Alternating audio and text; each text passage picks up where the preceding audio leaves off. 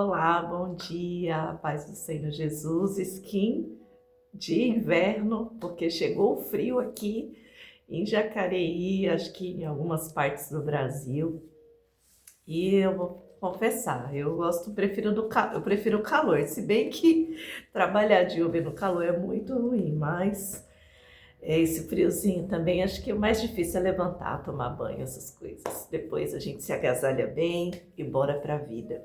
E hoje eu queria compartilhar uma leitura que eu fiz no livro de Esdras e que mexeu muito comigo, porque eu não lembro de ter já lido o livro todo de Esdras, apesar de ser um livro bem curtinho mesmo. Ele tem só, deixa eu até ler aqui, ó, voltar aqui. Ele tem apenas 10 capítulos, é um livro bem rapidinho de ser lido, e o contexto histórico é o retorno do povo que ficou ali cativo na Babilônia por cerca de 70 anos. E o rei Ciro liberta o povo através de uma palavra, uma profecia dada pelo Senhor. E ali no finalzinho do livro de Segunda Crônicas, e é engraçado que termina do mesmo jeito que termina o livro de Segunda Crônicas, começa o livro de Esdras, com essa determinação do rei Ciro, o rei da Pérsia.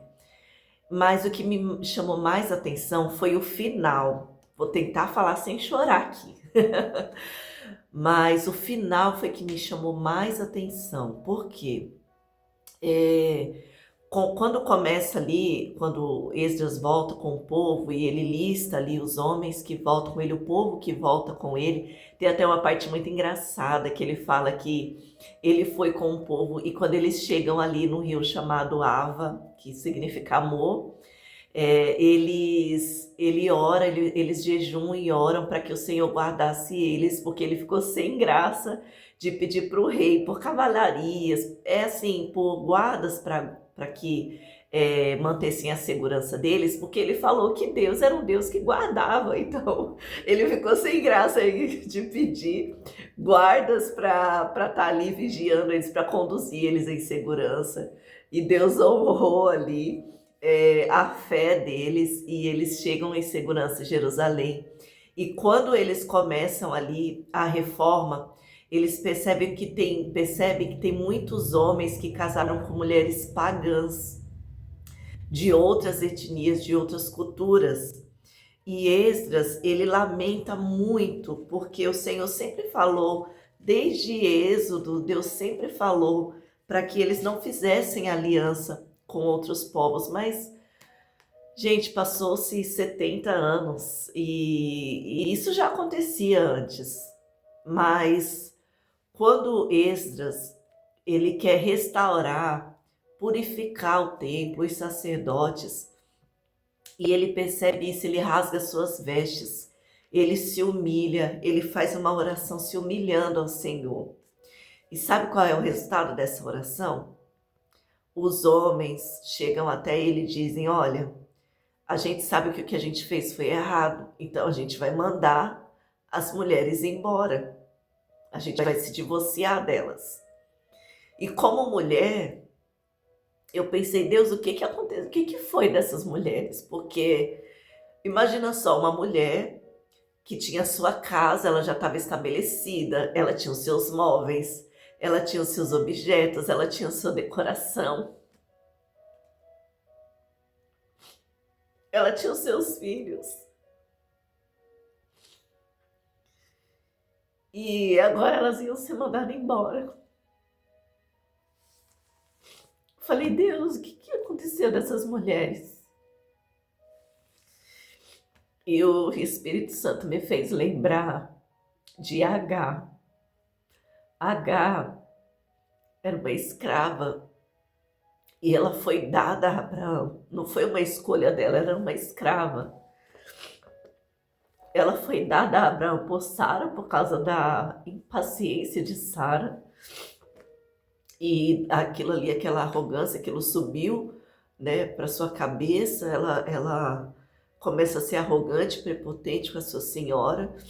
Ela volta grávida, mas quando Ismael tem 13 anos, ele começa a zombar de Isaac e Sara fala para Abraão mandar ela embora com seu filho. E Abraão consulta o Senhor e o Senhor fala: pode mandar, porque eu vou cuidar de Ismael, eu vou fazer dele uma grande nação. Vou pausar o vídeo aqui para pegar um papel. Então Deus fala para ele: pode dispensar o menino, pode dispensar Ismael, porque eu vou fazer dele uma grande nação também. Pode ficar tranquilo. E a palavra de Deus diz que Abraão dá um pedaço de pão e água para Agar. É até o que a gente está estudando nas lições da revista da CPAD.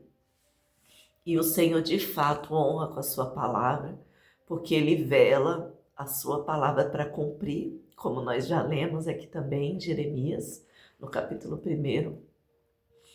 E eu creio que o nosso Deus, com sua infinita bondade e misericórdia, porque assim como o próprio Esdras, na sua oração, ele diz, aqui no capítulo 9, e o versículo 13, ele diz assim, na sua oração se humilhando ao Senhor: depois de tudo que nos aconteceu por causa de nossos erros, obra má e da nossa pesada culpa, ainda assim, tu, ó nosso Deus, nos tem castigado menos do que merecemos, considerando a abominação dos nossos pecados, e ainda nos permite este remanescente. Olha a humilhação de Esdras, ele diz: o Senhor nos castiga menos do que merecemos, porque o nosso erro foi muito grande. E de fato eles estavam vivendo a misericórdia do Senhor. E, amados, imagine quantas nações sumiram, desapareceram com o exílio, porque a Babilônia não foi só o povo de Judá e Israel que foi levado cativo. Muitas outras nações, muitos outros países, cidades inteiras, reinos inteiros foram conquistados e sumiram do mapa. Sumiram, não existem mais.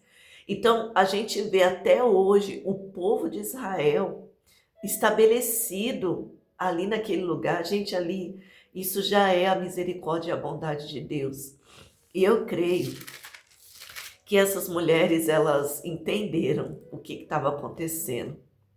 Eu creio que o Espírito Santo convenceu elas e que elas foram cuidadas pelo Senhor e o Senhor cuidou delas e dos seus filhos. Eu creio, porque o nosso Deus é um Deus de misericórdia.